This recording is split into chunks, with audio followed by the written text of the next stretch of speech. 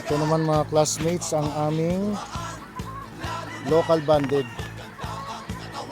Pero ito mga classmates, wala na yung mga babae nito, iilan na lang.